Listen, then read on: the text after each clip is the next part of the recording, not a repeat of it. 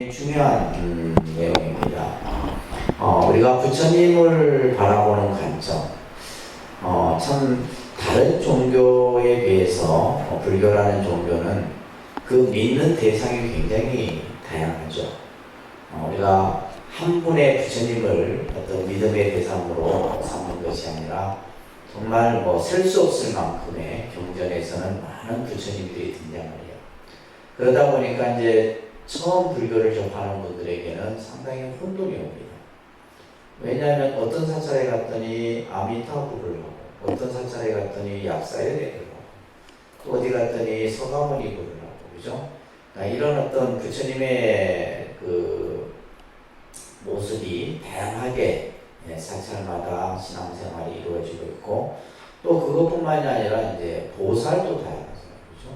보살도 다양한 보살들이 신앙 속에서 등장을 하고 있는데, 그래서 오늘 우리가 이제 이 불타관에 대한 이해를 여러분들이 가짐으로써 이제 어떻게 보면 신앙생활의 혼돈을 좀 줄일 수 있는 그런 어떤 이해의 그 시간이 되지 않겠나 싶고요. 그러면서 이제 우리가 부처님에 대해서 좀 더 우리가 이제 부처님의 생애를 통해서 그런 어떤 부처님의 살아온 어떤 과정들을 살펴봤지, 과연 왜 우리가 이 부처님이 가지고 계신 그런 위실력, 공덕, 그죠? 그 힘, 이런 것들에 대해서 좀 살펴보는 시간을 갖도록 하겠습니다. 우리가 이제 세계의 모든 종교가 발생될 때 그 종교를 구성하는 세 가지 요소가 있다고 했습니다. 그죠? 모든 종교는 그 종교를 구성하는 세 가지 요소. 첫 번째는 뭐예요? 교주, 그 종교를 그죠? 창시한 교주를 두게 되는데, 불교에서의 교주는 이제 우리가 서가모니 부처님입니다. 불교에서의 교주는 누구라고요? 서가모니 부처님. 서가모니 부처님. 우리가 이제 여러 부처님이 경전상에서도 또 신앙적으로 우리가 믿고 하지만은 그래서 우리가 아까 이제 예불문에도 사바교주, 시아본사, 서가모니불 이렇게 이제 첫 그죠? 예배를 할 때 예불문에서도 나오죠. 그래서 교주는 서가모니. 그러니까 인류 역사상 현존했던 인물이고, 그죠? 이 서가모니 부처님에 의해서 불교라는 종교가 창시가 된 거죠. 그리고 이 서가모니 부처님의 가르침을 우리는 교법이라고 얘기합니다. 그러니까 교법. 이걸 우리 이제 쉽게 이제 쉬운 말로는 뭐예요? 교리라고 하는 거죠. 교리. 그래서 불교에서 말하는 서가모니 부처님의 가르침, 우리가 일명 이제 경전이라고 합니다. 그죠? 경전. 서가모니 부처님께서 중생들에게 전해놓은 그 경전의 수가 방대합니다. 다른 어떤 종교보다도 이슬람교 같은 경우는 코란이라고 하는 그죠? 이런 어떤 경전을 비롯해서, 또 예를 들면 기독교는 신구약을 합해도 66권 정도밖에. 근데 반면에 이제 우리가 불교에서는 부처님께서 설하신 가르침이 84,000 정도입니다. 그래서 이제 상징적으로 8만대장경이라는 표현을 쓰는데, 그만큼 이제 방대한 경전이 서해지고 있습니다. 그리고 세 번째가 교단이 이제 갖춰져 있겠죠, 그죠? 그래서 우리가 이제 불교는 출가 교단과 그죠? 제가 교단이 함께 이루어져 있습니다. 그래서 출가 교단은 비구 비구니, 제가는 오바세 우바이. 그래서 이 전체를 합해서 우리는 뭐라 해요? 사부대중이라고 합니다. 무슨 대중이요? 사부대중. 그래서 이러한 이제 종교가 성립되기 위해서는 이러한 교주, 교법, 교단이라고 하는 세 가지의 그러한 종교 성립을 갖춰야 됩니다. 그러니까 이것은 이제 정통 종교든 사이비 종교든 그죠? 이런 구성을 기본적으로 갖추고 있는 거예요. 사이비 종교를 할지라도. 자, 그러면 이제 오늘 우리가 이제 바로 이 서가모니 부처님에 대해서 서가모니 부처님의 그러한 위대성을 함께 더불어 보게 될 텐데요. 자, 교재 보시게 되면 우리와 같은 인간의 모습으로 놔두신 부처님은 바로 누구다? 서가모니 불이다. 자, 그 밑에 경문을 같이 한번 따라 읽겠습니다. 나는 일체에 뛰어나고 일체를 안하니 나와 같은 자는 없으며 이 세상에서 나와 비할 자도 없다. 나는 일체를 이긴 승자요 일체를 아는 지자이니라. 자, 이 구절이 참 대단한 뜻을 갖고 있는 구절이에요. 부처님이 어떤 분이냐라고 했을 때 이 구절을 가지고 설명을 합니다. 우리가 이제 흔히 기독교 신앙에서는 그들이 믿는 신을 표현할 때 전지전능이라는 표현을 씁니다. 들어보셨죠? 전지전능이라는 것은 모든 것을 알고 모든 것을 다 이루게 하는 그러한 이제 능력을 갖추고 있다 이 말이에요. 근데 이제 우리는 사실 그런 표현들을 잘 안 합니다. 이런 경전구절에서나 여러분들이 볼 수 있는데, 그러다 보니까 이제 우리가 생각할 때 부처님은 참 막연하죠. 그냥 서가모니 불, 그죠? 뭐 약사열의 불, 이렇게. 근데 사실은 그 부처님이 가지고 계신 위대함이 이와 같이 설명이 되는 거예요. 일체에 뛰어나고 일체를 낳는 모든 것에 있어서, 그죠? 그렇기 때문에 나와 같은 자 없다. 부처님을 어떤 성인과도 비교할 수 없는 분이다. 그래서 공자도 이 세상에서 가장 위대한 성자는 부다다 이런 얘기를 했거든요. 그래서 어떤 누구와도 비교할 수 없는 분이 바로 부처님입니다. 그래서 부처님은 승자요 지자다 이런 표현을 합니다. 일체를 이긴 승자요 일체를 아는 지자이다. 지혜로운, 가장 지혜로운 분이 바로 부처님이다. 그러면서 그 밑에 구절을 보게 되면 따라합니다. 부처는 과거 현재 미래의 모든 것을 밝은 지혜로 하니하라. 닦아야 할 것은 이미 다 닦고 끊어야 할 것은 이미 끊었다. 그러므로 이름을 부처라 한다. 우리가 이제 부처라는 말은 깨달은 분이다 이런 뜻이에요. 깨달은 분인데 그건 이제 우리가 이제 교리상으로 설명하는 것이고, 좀 더 부처의 의미가 뭐냐? 부처라는 사람이 도대체 어떤 그런 어떤 상징성을 가지고 있냐라고 했을 때, 바로 부처는 과거, 현재, 미래 시간을 통해서, 그죠? 과거의 시간, 현재의 시간, 미래의 시간을 다 통틀어서 모든 것을 밝은 지혜로 하니하라.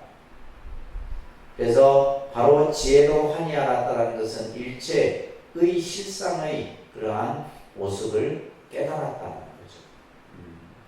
그리고 닦아야 할 것은 이미 다. 이것은 다시 말해서 완성된 자다. 부처라고 하는 것은 바로 뭐요? 지혜를 체득하고 깨달음을 완성한 자다.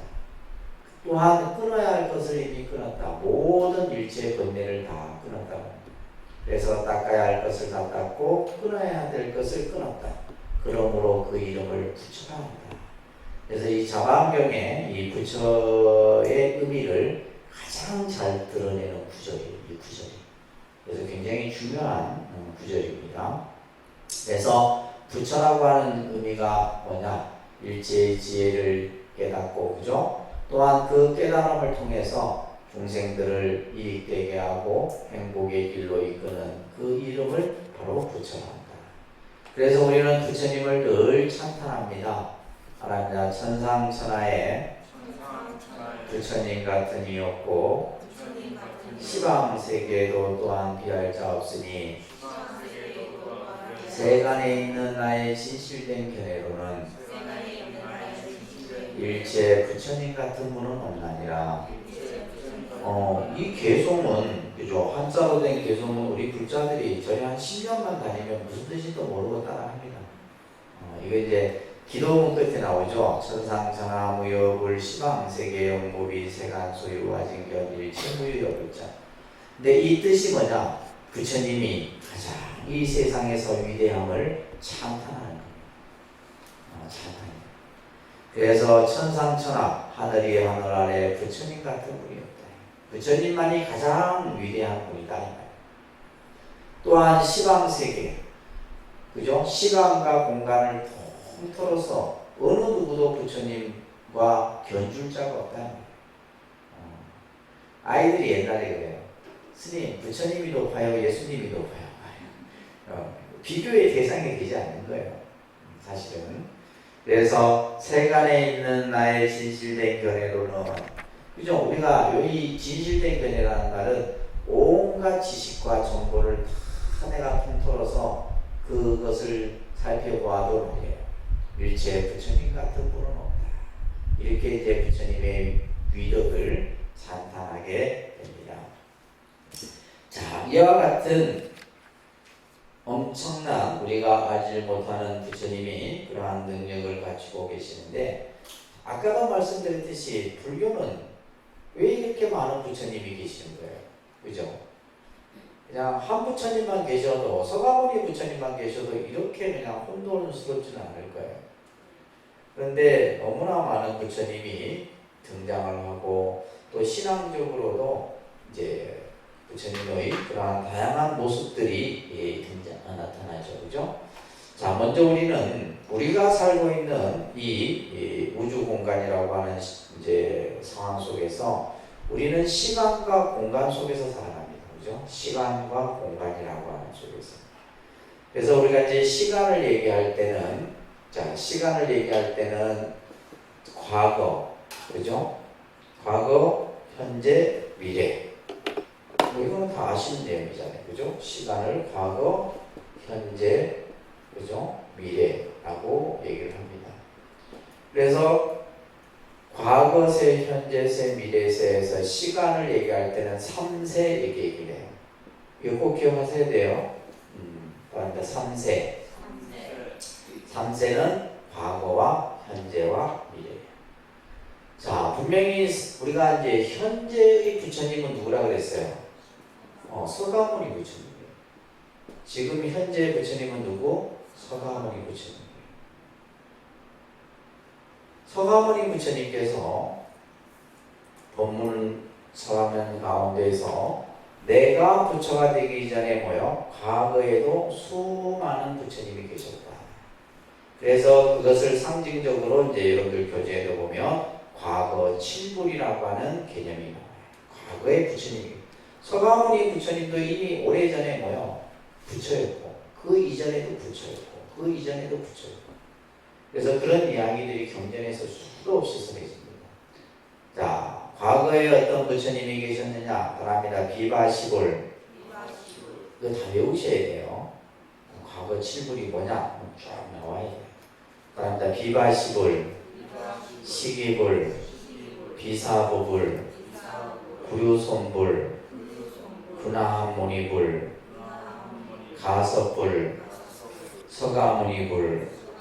자, 이렇게 이제 시간 속에, 과거의 시간 속에 이러한 과거의 7 부처님들이 쭉 등장을 하신 거예요. 그리고 내가 또한 내 법이 점점 쇠퇴할 쯤에 또 다른 미래의 부처님이 등장을 하시는데, 그 미래불이 이제 우리가 여러분들이 알고 있는 미륵불이에요. 그죠? 미륵불.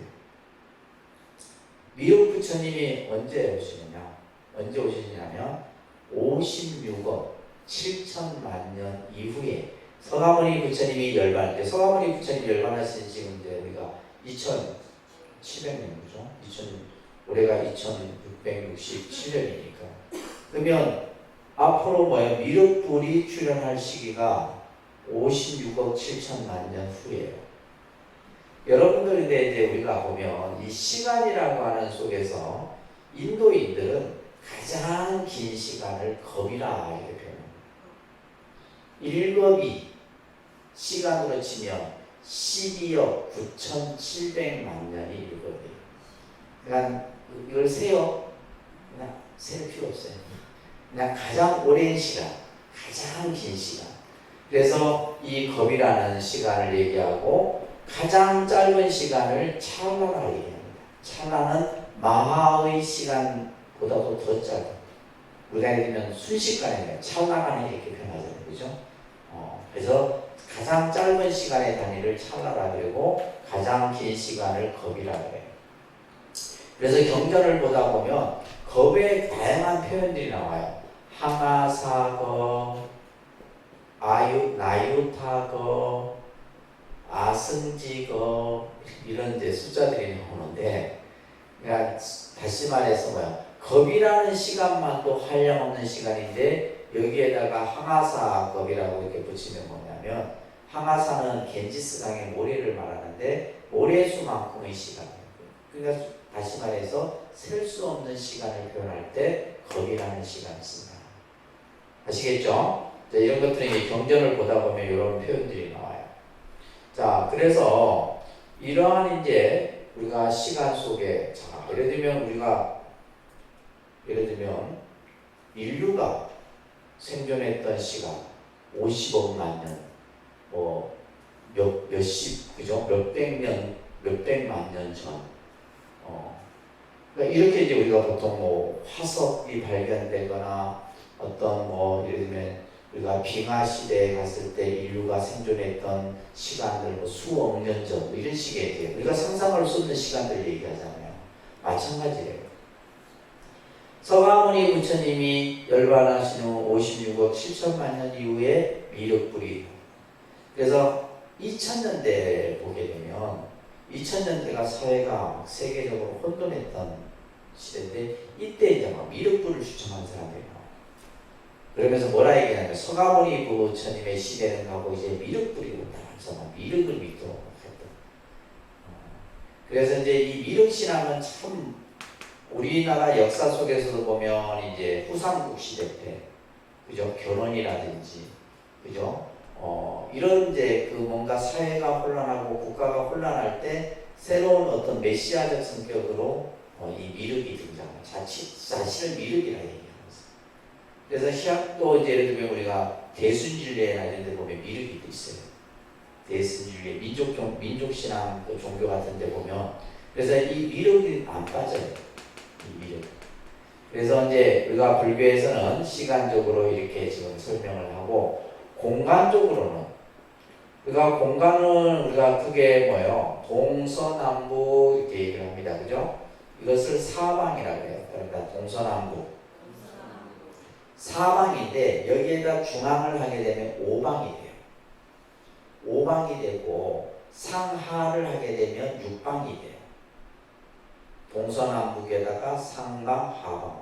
그리고 간방까지 하게 되면 공간을 얘기할 때 우리는 뭘 한다? 시방 이렇게 표현해요. 그러니까 시방. 그다음에 시방삼세. 시방삼세라는 말을 하게 되면 시간과 공간을 다 통틀어서. 그래서 우리가 예불문에 보면 시방삼세 일체제불 하면 다 끝나. 따로 부처님 한 분 한 분 부를 필요도 없는 거예요. 시방삼세 일체제불 이렇게 예불문 할 때 나오죠, 그죠? 시방삼세. 그래서 이 시방삼세라는 말이 굉장히 많이 나옵니다. 스님들이 출간할 때도 암고 시방삼세 이렇게 들어가요. 시방삼세, 시간과 공간을 통틀은 표현이에요. 자, 이 공간에서도 부처님이 계세요. 동쪽에 부처님이 아촉불이라는 부처님이 계시고, 서쪽에는 아미타 부처님이 계시고, 남쪽에는 도생불이라는 부처님이 계시고, 북쪽에는 불공 성치불이라는 부처님이 계세요. 이런 내용들이 어디에 나와요? 경전에 나와요. 경전에 나오는데, 자, 여러분들 신행지 갖고 계시죠? 자, 신행지 한번 펴보시면 또 이제 여러분들은 눈으로 봐야지 믿음이 가지. 그죠? 자, 286쪽에 보면 이 아미타경이라는 경전은 서방 세계에 이렇게 계시는 부처님이 아미타 부처님이에요.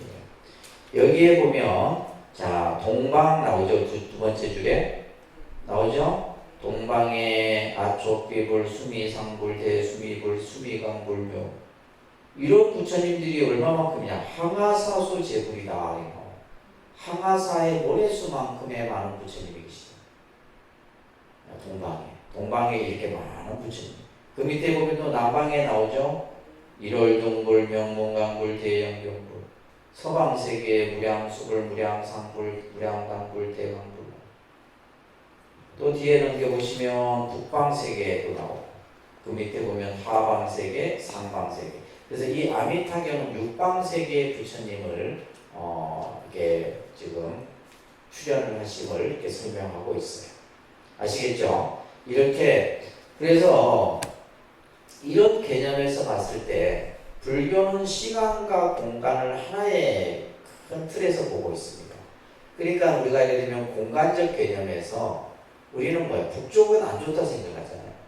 근데 불교의 공간의 개념에서는 좋고 안 좋은 개념이 없어요. 뭐 예를 들면 어느 해가 뜨는 쪽이 좋고 뭐 해가 지는 쪽이 안 좋고 이런 개념이 없어요. 그냥 다 똑같아. 동서남북 사방이 다 똑같다.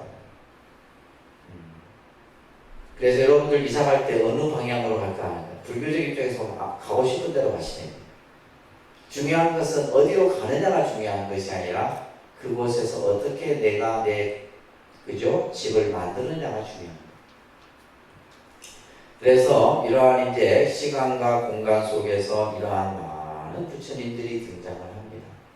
자, 그런데 이제 불교가 시대에 따라서 이제 이러한 부처님을 바라보는 관점들이 달라지게 돼요. 부처님을 바라보는 관점이 달라요. 자, 우리가 불교를 시대적으로 따라합니다. 초기 불교, 부파 불교, 대승 불교. 요거는 기억하시겠죠? 불교를 시대적으로 초기 불교, 부파 불교, 대승 불교. 불교를 모든 것을 이해할 때는 이 관점에서 봐야 됩니다. 초기 불교, 부파 불교, 대승 불교. 그러니까 초기 불교는 뭐냐면 부처님이 제세시부터 약 100년에서 200년 정도 사이에요.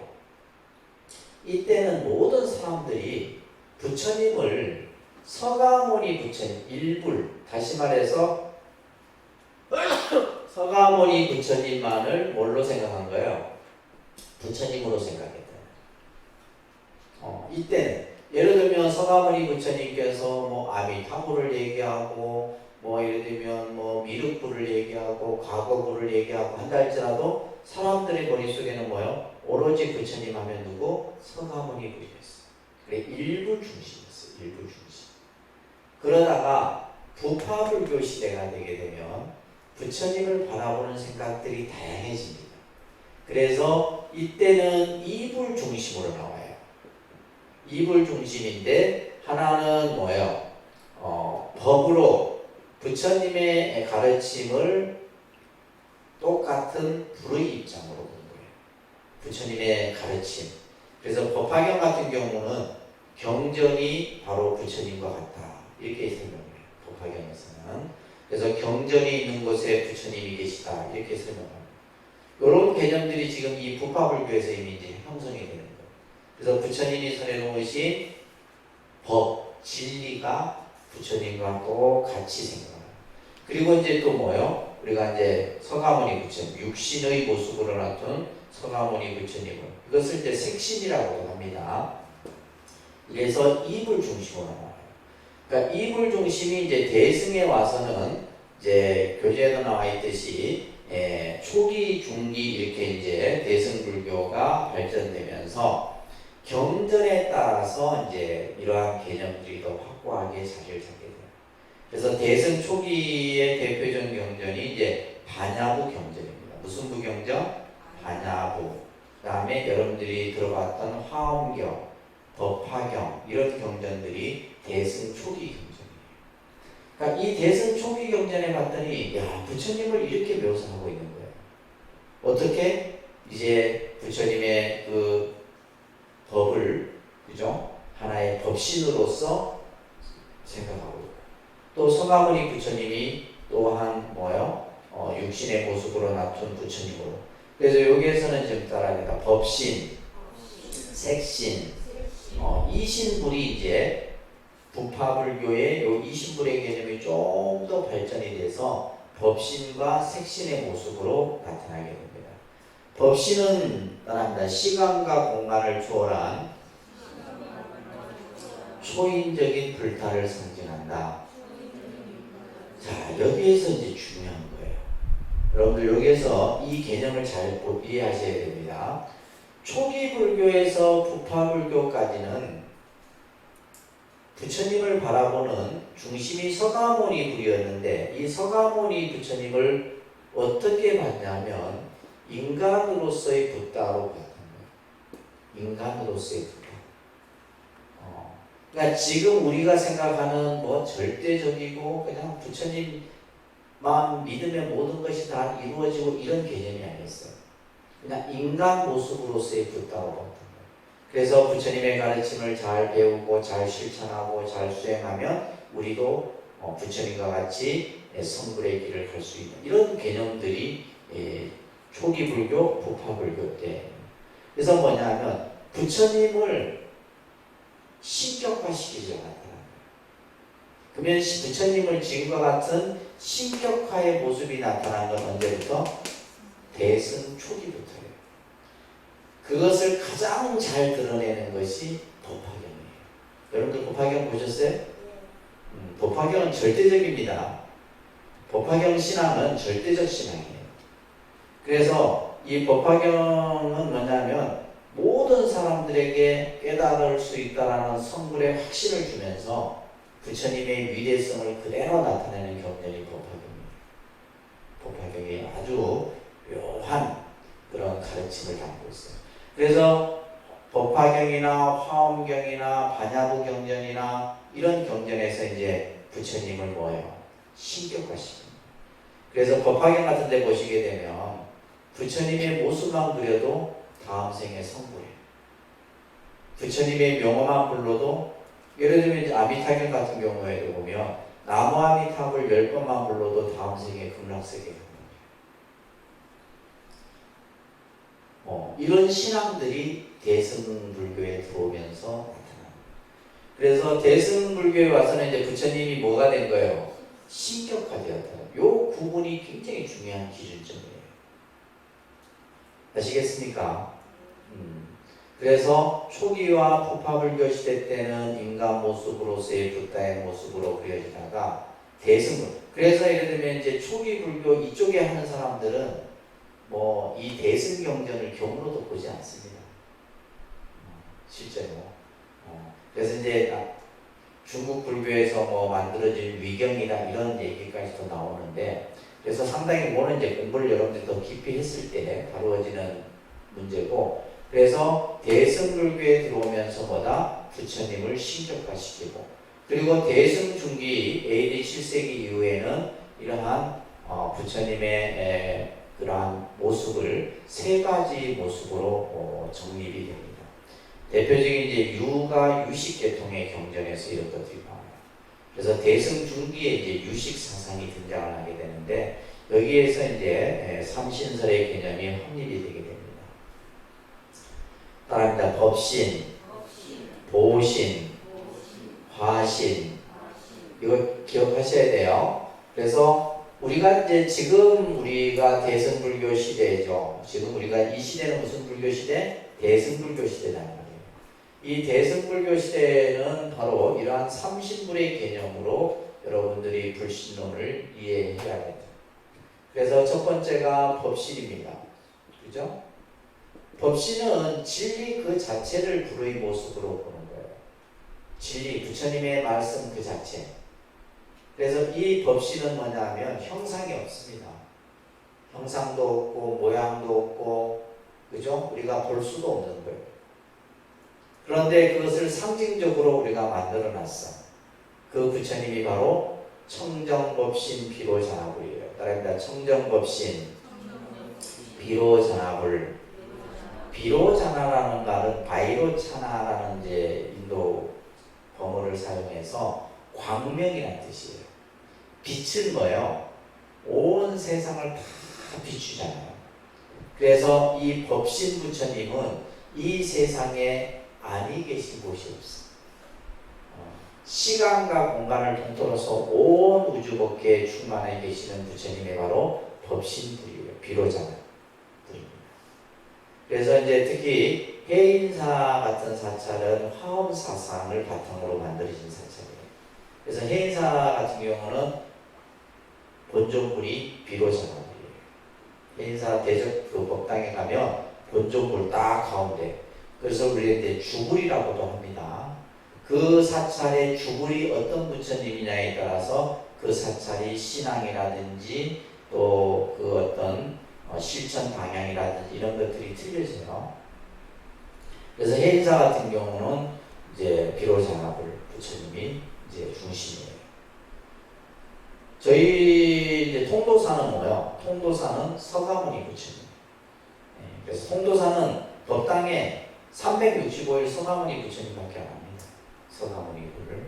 그래서 부처님 사리가 모셔진 도궁 같은 데서는 기도를 서가모니 굴을 중심으로 하고요. 그리고 이제 저희 동인선원도 이제 2층에 이 본존굴이 이제 서가모니 굴이고, 그래서 서가모니 부처님이 계셔서 제가 3층에 본존을 비로자나불로 모신 거예요. 비로자나불로. 그래서 원래는 비로자나불, 노사나불, 서가모니불 이렇게 30불의 개념으로 모시든지, 아니면 비로자나불을 중심으로 해서 좌우에 보살을 모시든지 해야 되는데, 그러니까 우리는 조금 그런 형식을 좀 깨고 그냥 가늠지장을 양보살을 모신 거죠. 그러니까 그 어떤 그 이제 우리가 말하는 본존불과 좌우보초로 봤을 때는 좀 안 맞는 형식이죠. 그래서 제가 이제 작은 원불 부처님을 5불 부처님으로 해서 삼신불과 그죠? 아미타 약사일의 부처님을 이렇게 해서 모신 거예요. 그 좀 부족한 부분을 보완하려고 내 나름대로 머리를 쓴 겁니다. 그래서 법신불, 그 다음에 보신불, 그죠?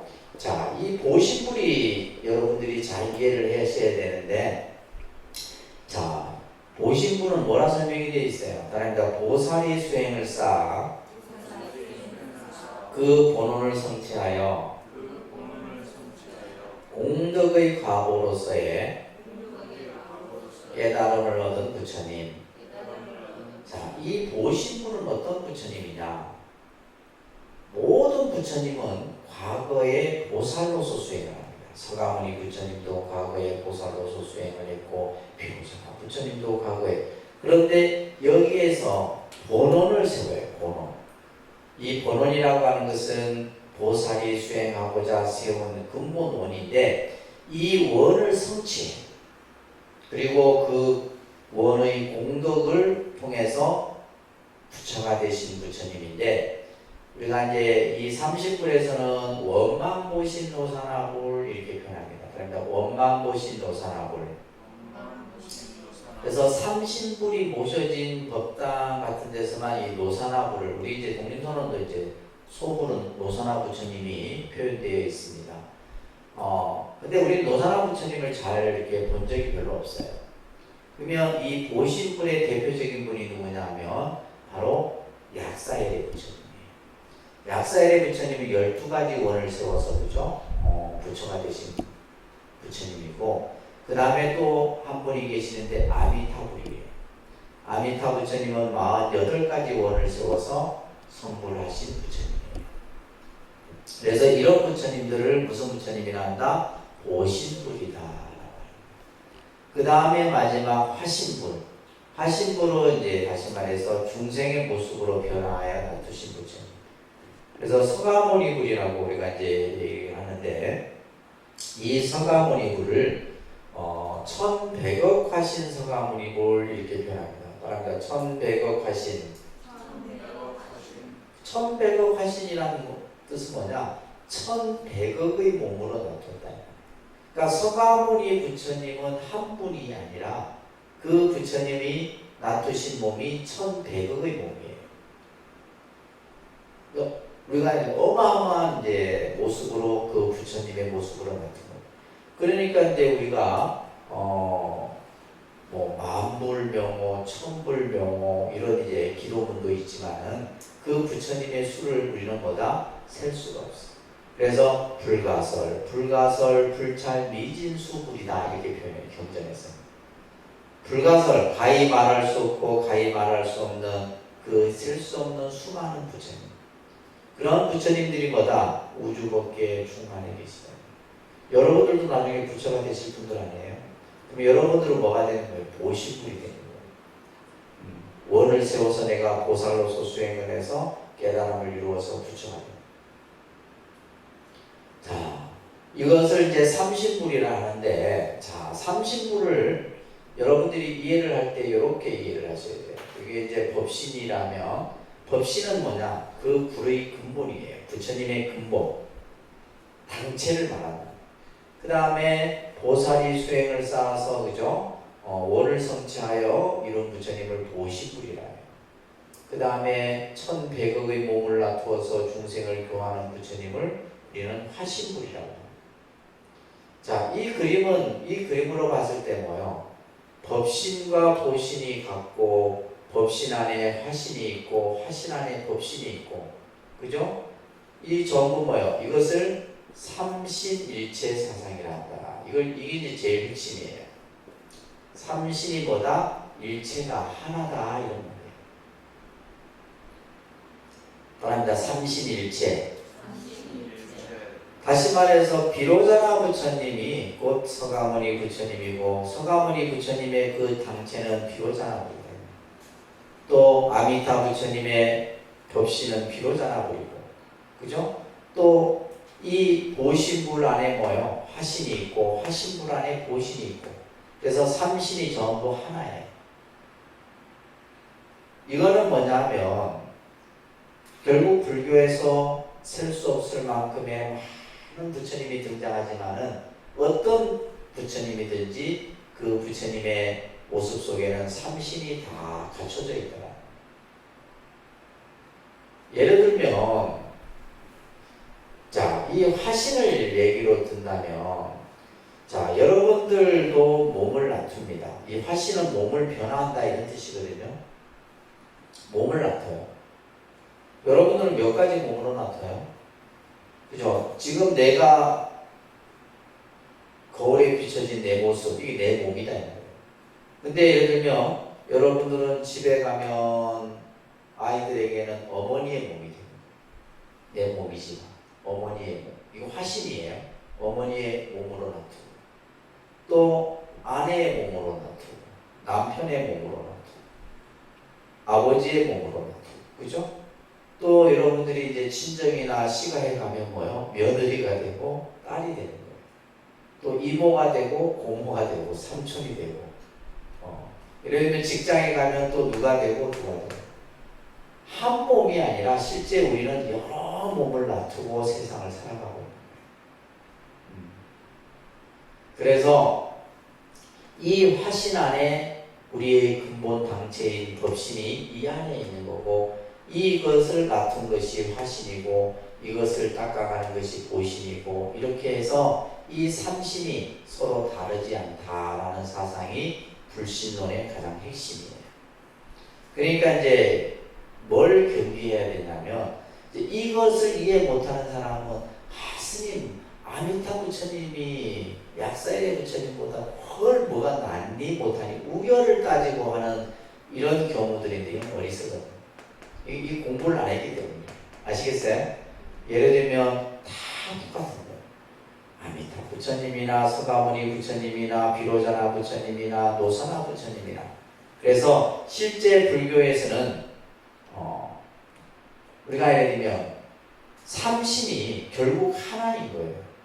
하나가 다시 뭐가 되고 삼신이 되는 것이고. 그래서 화엄경에 보면 일즉다, 하나가 다고 다가 하나다, 이런 사상이 있어요. 일즉다 다즉일이라고 하는 개념이 나오는데, 그래서 여러분들이 이제 신앙적으로 불교는 많은 이러한 부처님에 대한 관점들을 설명하고 하지만 사실 헷갈리고 뭐 어려울 이유가 하나도 없는 거죠. 근데 이제 단지 이제 방편으로 우리가 이제 약사엘의 부처님, 아미타 부처님, 또 뭐 무슨 부처님, 뭐 아까 시간과 공간을 통해서 그죠? 이런 여러 부처님들이 중생을 제도하기 위해서 놔두신 부처님들이다라는 거. 그러나 이 부처님의 모습은 육신은 멸해도 법신은 상주한다라고 하는 이 유명한 법신 상주설이 열반경이라는 경전에서 설해지게 되는데, 그죠? 부처님의 법신은 없어지는 게 아니에요. 그래서 다른 종교처럼 예를 들면 부활이나 이런 개념을 얘기하지 않습니다. 그러니까 육신은 없어져도 법신은 없어지는 것이 아니다. 다시 말해서 여러분들 이 육신은 없어지지만 영혼은 불생불멸인 거예요. 그런 개념들이 설해지는 것을 여러분들이 잘 이해를 하시고, 그 다음에 이어서 여러분들 이제 부처님의 명호를, 이거는 이제 열의 시포라 그럽니다. 그런데 열의 시포, 부처님의 10가지 명호가 있어요. 이건 외우셔야 됩니다. 이거는 뭐 이해를 떠나서 자꾸 이제 우리가 보면 기도문에도 많이 나오고 예참에도 나옵니다. 그런데 열의, 응공, 정변지, 명행조, 선서, 세간의, 무상사, 조장부, 천인사, 불세종. 이걸 한글로 바꿔야 되는데 여러분들이 실력이 있어서 그냥 제가 한문으로 그대로 해놨어요. 그러니까 열애, 응공. 또 이거 할 때 보면 막 한글 적어놓는데 적어놔도 몰라요. 자꾸 하셔야 돼요. 열애, 응공, 정변지, 명행조, 선서, 세간예, 무상사, 조장부, 천인사, 볼세조. 자, 부처님의 명호가 10가지라는 것은 그만큼 부처님이 중생을 교화하는 모습이나 그죠? 방편이 다양하다는 거예요. 여러분들 이름이 몇 개예요? 그죠? 하나입니다. 하나. 부모로부터 받은 이름 하나. 그죠? 이름이 하나인데, 이제 여러분들이 이제 좀 있으면 이제 계를 받으면 이제 부처님의 불제자로서의 이름을 받게 되죠. 그것을 뭐라 해요? 불명이라 해요. 불명. 그죠? 근데 우리가 불명이라는 용어와 법명이라는 그죠? 요 차이가 좀 있습니다. 예를 들면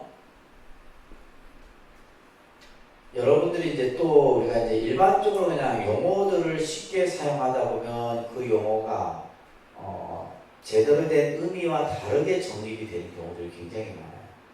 그러니까 스님들도 무심코 써버리고 여러분들도 그냥 스님들이 쓰니까 쓰고 또 누가 말하니까 그냥 듣고 쓰고 이렇게 하다 보면 용어가 뭐예요? 뒤죽박죽이 됩니다. 예를 들면 우리 불자들이 간혹 본인들이 입는 옷을 법복이라 그래요. 법복. 스님들은 뭐예요? 승복. 스님들은 승복 입고 불자는 법복입니다. 이게 맞는 소리예요? 틀린 소리예요? 그죠? 이 개념이 뭐예요? 법복이라는 것은 법이에요. 법의. 그러니까 스님들도 보면 승복과 법의는 다릅니다. 법복은 뭘 법이라 하냐면 이 가사와 장삼만을 얘기해요. 그래서 이 가사와 장삼은 아무 데서나 스님들이 있는 게 아니다. 부처님 법을 설할 때나 예불을 할 때나 공양을 할 때나 그죠? 특별한 어떤 장소에서만 이 옷을 입도록 해야 돼요. 그러면 여러분들이 입는 옷은 뭐라 해야 돼요? 불자가 입는 옷이기 때문에 불자복이라 해야 돼요. 또 요즘에는 불자복도 길다고 절복이란다. 절에 가면서 입는 옷이라고 절복. 품이 떨어지니까. 그래서 불자복이에요. 불자복. 근데 그렇잖아요. 여러분들은 법복이라는 용어를 쓰고 스님들은 승복이라 쓰면 이게 법복이라는 개념 자체가 이거는 굉장히 그죠 격하대요. 마찬가지로 스님들은 출가를 하면서 스승이 그죠? 제자에게 법을 가르치고 이끌도록 하기 위해서 지어주는 이름이 법명이에요. 법. 그리고 불명은 뭐냐? 불제자로서 그죠? 불자로서 받는 이름이 뭐예요? 불명이에요. 근데 이 용어들이 그냥 뒤죽박죽이에요. 뒤죽박죽. 그리고 이제 스님들은 법명을 받고 나서 뭘 받냐면 당호를 또 받습니다. 법호. 법호라 해서 이제 당호를 이제 출가한 지 한 30년 넘으면 받아요. 그리고 옛날에는 이제 조선시대나 고려시대 때 되면 임금이 아주 도가 높은 스님에게 내리는 이름이 있는데 그 이름을 시호라고 해요. 시호. 그래서 이제 우리가 정말 큰 역대 큰 스님들이나 이런 스님들 보면 이름이 법명, 당호, 시호 3개밖에 안 돼요. 근데 부처님은 몇 개요? 10개. 그래서 이것은 이제 부처님의 명호가 10가지라는 것은 그만큼 부처님이 중생을 교화하는 그죠? 그 다양한 모습을 설명하고 있는데 몇 가지만 보면 6번째 보면 세간에 세간이라는 말은 이 세상의 모든 것을 아는 분이다. 그리고 조장부라는 말이죠. 8번째 조장부 중생을 잘 길들이는 분이에요. 그러니까 부처님 앞에 오면 누구나가 다 거친 사람도 순해지고 악한 사람도 선한 마음을 갖도록 하고 그래서 중생을 잘 길들이는 분이 바로 부처님이다. 또 부처님은 하도 위대하셔서 하늘과 인간의 스승이라 해서 천인사라는 명호를 가지고 계시고 또 세상에서 가장 존귀하다 해서 세존이라는 명호를 또 가지고 계십니다. 그래서 이런 10가지 명호들이 바로 부처님의 그러한 위대함을, 그죠? 거룩함을 나타내는 명호다. 이름이란 단어는 명호라고 합니다. 명호. 불보살의 명호, 명호라는 명호를 사용합니다. 아시겠죠? 자, 그 다음에 이제 또 중요한 게 나오는데, 자, 18불공법이라고 하는 게 이제 이런 것들이 교리입니다. 교리. 좀 이제 교리는 딱딱하고 사실 재미없는 거예요. 여러분 이제 교리 공부한다고 보셨지만, 그죠? 사성제, 삼법인 이런 것들이 다 교리가 있잖아요. 12연기 뭐 이런 것들.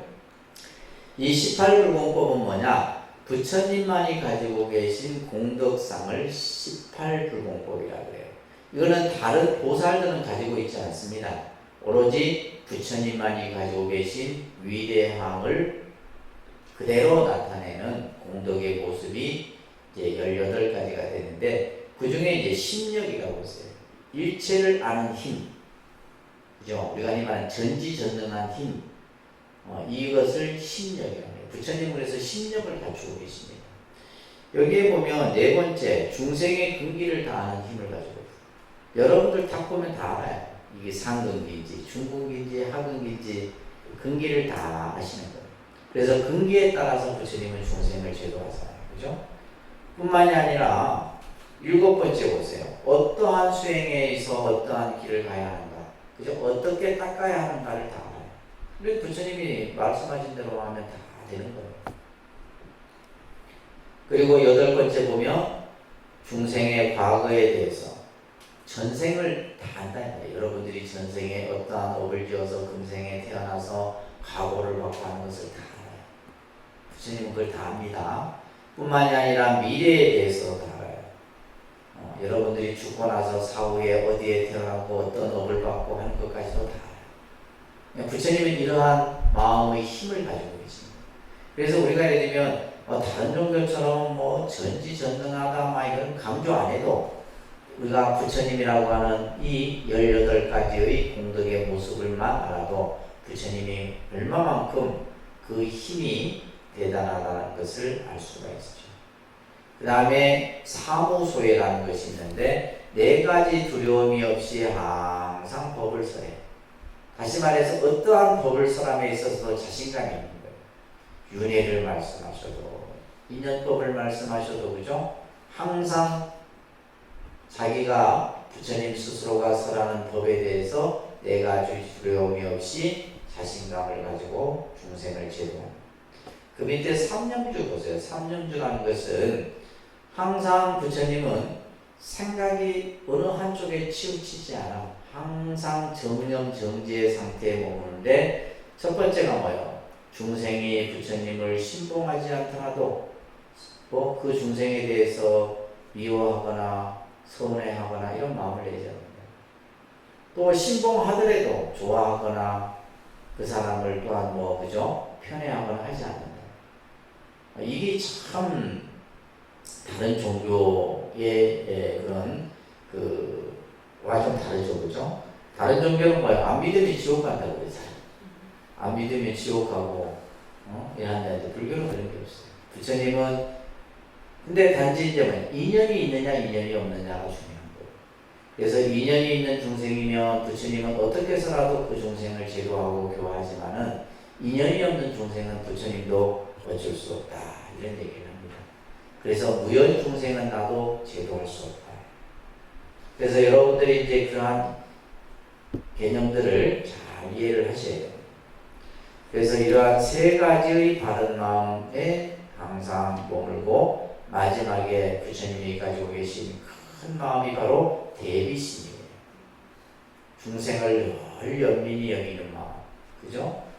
이 마음을 부처님이 가지시고 중생을 제도하고 교화하신다라는 겁니다. 아시겠죠? 그래서 18불공법이라고 하는 부처님만이 가지고 계신 공덕의 모습을 우리가 열의 식포도 이제 부처님이 그러한 위대성을 이제 알 수 있고 그 다음에 이제 우리가 또 알아야 될 것이 이것도 이제 외우셔야 되는 내용인데 부처님의 10분의 제자가 등장을 합니다. 예수님은 12명의 제자를 거느렸다 하죠. 그죠? 12사도라고 얘기를 하는데 우리는 10대 제자라고 합니다. 그래서 이제 이런 기본 과정에서 이런 것들을 정확하게 여러분들이 이해를 하셔야 돼요. 자, 이 10명의 제자들을 몇 면을 좀 살펴보면 따라합니다. 지혜제일 사리불. 이 제자들은 각각의 자기의 특징이 있어요. 아주 특출난 어떤 그 능력을 가지고 있는 부분들이 있는데 이 사리불 존자는 지혜가 가장 뛰어난 존재. 그래서 반야신경에 등장하는 제자가 바로 사리자죠. 그죠? 사리자, 색불이공, 공불이세. 그래서 반야신경에서 사리자와 부처님의 대화가 이루어지게 되는데 이 사리불 존자는 바라문족 출신입니다. 아주 최상위 계층이죠. 그죠? 그래서 출가를 하게 되는데 당시 목걸련과 함께 부처님의 제자가 됩니다. 그리고 이제 그 다음에 이 목걸련이 이제 이 목걸련과는 굉장히 친구예요. 서로.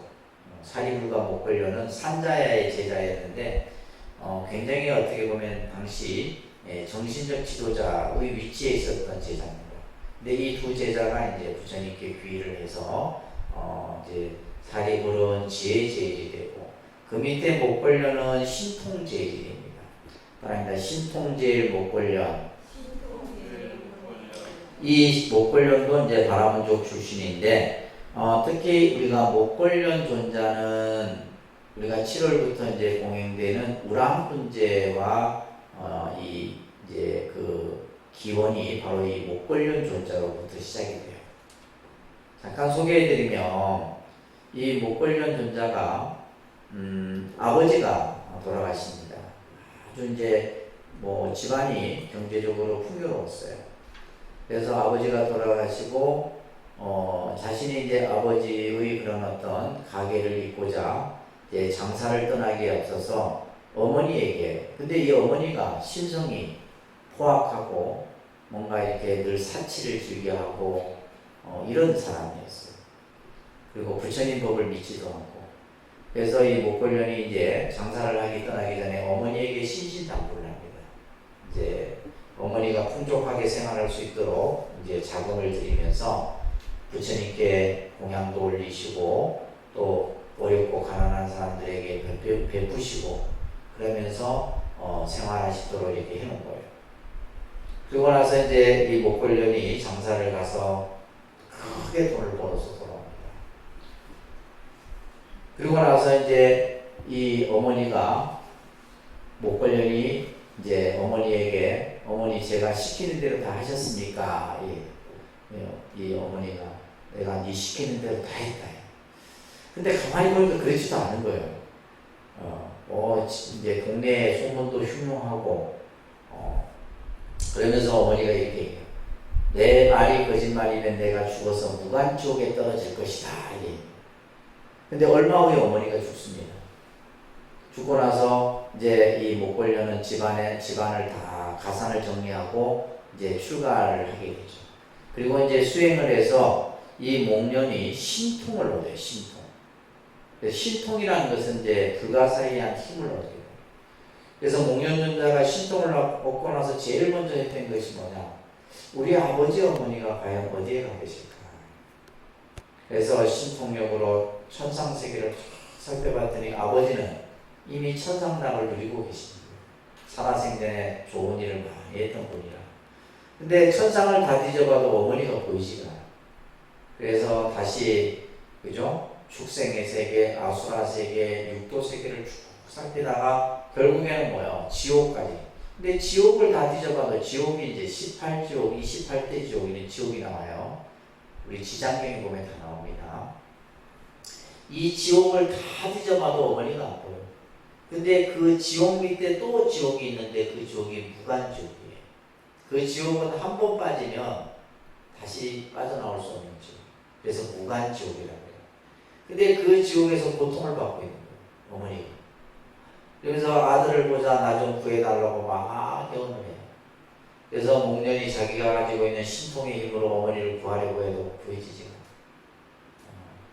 그래서 이 목련이 어머니를 놔두고 다시 부처님이 계신 정사로 옵니다. 그러면서 부처님이시여 우리 어머니가 살아생전에 악업을 많이 지은 과보로 지금 무간지옥에서 고통을 받고 있는데 어떻게 하면 어머니를 구제할 수 있겠습니까? 이때 부처님께서 스님들이 공부가 끝나는 날, 이날이 음력 7월 보름이에요. 백중날이죠. 백중날. 이 날에 그래서 이제 이 백중 우람분이라는 말은 거꾸로 매달린다 이런 뜻이에요. 다시 말해서 지옥의 고통을 상징하는 건데 이 날에 이제 스님들이 공부가 끝나는 날에 100가지 과일을 스님들께 공양을 올리면 그 공덕으로 어머니가 지옥의 고통은 멸할 것이다. 그래서 이제 목련이 스님들이 공부가 끝나는 이제 해제 날에 스님들께 공양을 올려갖고 그래서 겨우 무간지옥에서 빠지고 무간지옥에서 다시 축생의 몸을 받고 이렇게 해서 천상까지 올라가는 이야기가 우람분견이라는 경에서 설해지고 있어요.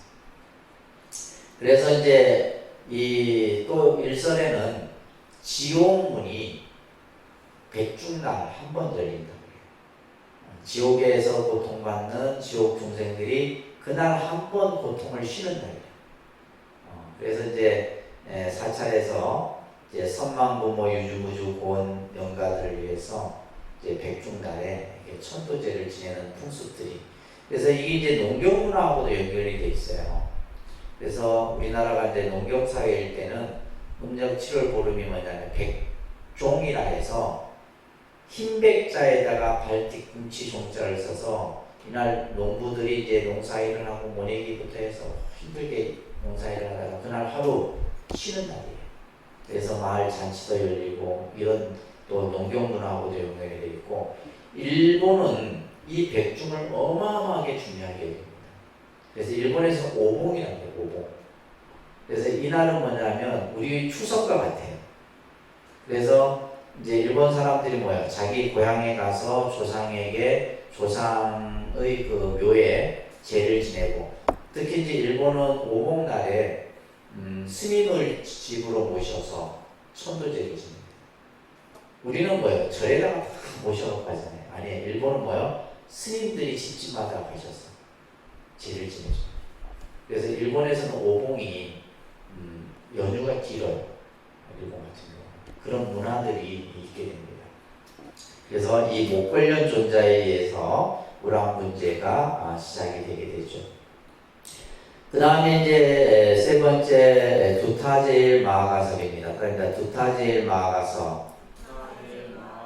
두타라는 말은 아주 검소한 생활을 가장 잘한 제자예요. 그래서 부처님의 상수 제자이지만 이 가섭존자는 늘 떨어진 옷을 입고 그죠? 허름한 행색을 하면서 이런 이제 수행자의 모습을 잃지 않았던 분이 바로 이 가섭존자예요. 재밌는 얘기가 있는데 이 가섭존자는 항상 가난한 집만 탁발을 합니다. 가난한 집. 그래서 하루에 정말 끼니도 못 먹는 그런 가난한 집만을 찾아서 얼식을 하게 돼요. 그런데 또 아난이라는 제자는 부잣집만 다니는 거예요. 부잣집. 그래서 나중에 이 두 제자로 인해 갖고 요즘 말로 말하면 민원이 들어온 거예요. 아니 왜냐하면 끼니도 못 먹는 집에 가서 걸식을 한다고 이렇게 써 있으니 당연히 민원이 들어오겠죠. 또 이 아난존자는 부잣집만 다니니 당연히 또 요즘 말로 컴플레인이 들어올 거 아니에요. 그래서 부처님 귀에까지 들어와. 그래서 이제 부처님이 가섭과 아난을 부릅니다. 가섭이여, 너는 어찌하여 끼니도 먹지 못하는 가난한 집에 가서 걸식을 하느냐. 이렇게 했더니 가섭이 뭐라 얘기를 하냐면, 부처님이시여, 이 가난한 사람들은 전생에 지은 복이 없어서 금생에도 가난한 과보를 받고 있습니다. 근데 이들이 만약 금생에 어떠한 복도 짓지 않냐면 다음 생에 또한 가난의 이 과보를 면치 못한다. 그래서 나에게 쌀 뜨물이라도 그죠? 한 바가지 줌으로 인해서 이 사람들이 가난으로부터 벗어날 수 있다. 엄청난 자비심이죠. 그래서 이 가섭존자는 가난한 집만 걸시고 그러자 부처님이 아난에게 너는 어찌하여 부잣집만 그래 다니느냐 했더니 또 이 아난존자가 뭐라 얘기했냐면 부처님이시여 제가 부잣집을 다닌 이유는 이 사람들은 전생에 복을 많이 지어서 금생에 부자였지만 금생에 복을 또 짓지 않으면 다음 생에는 그죠? 가난해질 수 있다. 그래서 금생에 복을 지으라고 제가 부잣집에 다닙니다. 다 일리가 있는 얘기죠. 그죠? 그래서 부처님이 이제 7가식이라 해서 7집 이상은 걸식하지 말아라는 계율을 정하기도 해요. 그래서 이제 이 걸식과 관련된 이야기들이 경전에서 많이 나옵니다. 나중에 이제 이 가섭존자는 부처님으로부터 법을 이어받는 제자가 되게 돼요. 그 다음에 천안제일 아나율입니다. 그러니까 천안제일 아나율. 천안이라는 말은 신통, 아주 신통한 눈의 힘을 얻어요. 그래서 천안통이라 하는데 이 아나율 존자는 왕자인데 왕자 출신이에요. 철제리 종족 출신인데 처음부터 공부를 열심히 안 했어요. 이 아난 존자는 천성이 게으르고 나태한 성품을 가졌어요. 그래서 공부도 하지 않고 맨날 늦잠 자고 이렇게 하다가 어느 날 부처님이 너가 그렇게 게으르게 수행할 것 같으면 그냥 집으로 돌아가야. 그때 이제 이 아나율 존자가 7일 낮밤을 잠을 자지 않고 수행을 합니다. 이때 눈을 잃어버리는데 실명을 하게 되는데 이때 천안통을 얻게 돼요. 천안통을 얻게 됩니다. 그래서 천안제일 아나율 존자다. 그 다음에 따라합니다. 해공제일 수보리. 해공이란 말은 공을 가장 잘 이해한 제자예요. 그래서 금강경에 나오는 이제 인물이 바로 수보리죠, 그죠? 수보리라는 제자가 나오는데 이 수보리도 바라문족 출신이에요. 그래서 늘 공을 즐겨 이 선정을 닦고 했던 인물이 바로 수보리입니다. 따라합니다. 설법제일 부르나. 설법제일 부르나 존자는 이 부르나 존자는 바라문족 출신이면서 아버지가 이제 아주 카필라국의 국사이기도 했어요. 부처님과 생년월일이 똑같습니다. 동일년 동일시에 같이 태어나는 인물인데, 이 불운하존자는 다시 요즘 말로 하면 이 말 언사가 아주 다재다능했어요. 의학에도 능통하고. 그래서 이제 이 불운하존자의 설법만 들으면 부처님의 법을 들은 것과 똑같을 정도로 그렇게 법을 잘 설했던 거예요. 그런데 이 불운하존자는 마지막 이교도들에 의해서 맞아 죽습니다. 그 죽음이 좀 안타까운데, 사실은 이제 부처님 법을 전하기 위해서 이제 정말 그 부처님 법을 믿지 않는 이교도들한테 일부러 가요. 맞아 죽을 줄 알면서도. 부처님이 어느 날 간다 하길래, 불운하여 너가 거기에 가면 그들에게 살아 돌아오지 못할 것이다.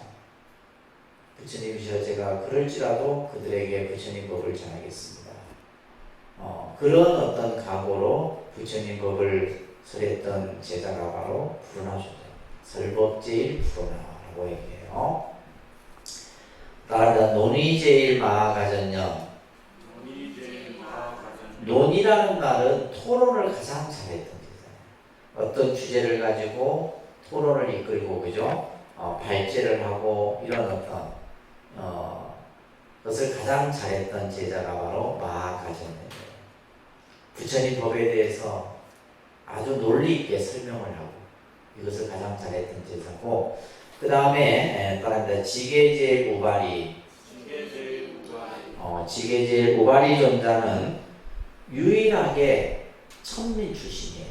이발사 출신인데 샤카족의 이발사였죠. 그래서 일곱 왕자가 출가하기 전에 이제 먼저 출가를 했는데, 부처님의 계율을 가장 잘 지켰던 제자예요. 우바리 존자.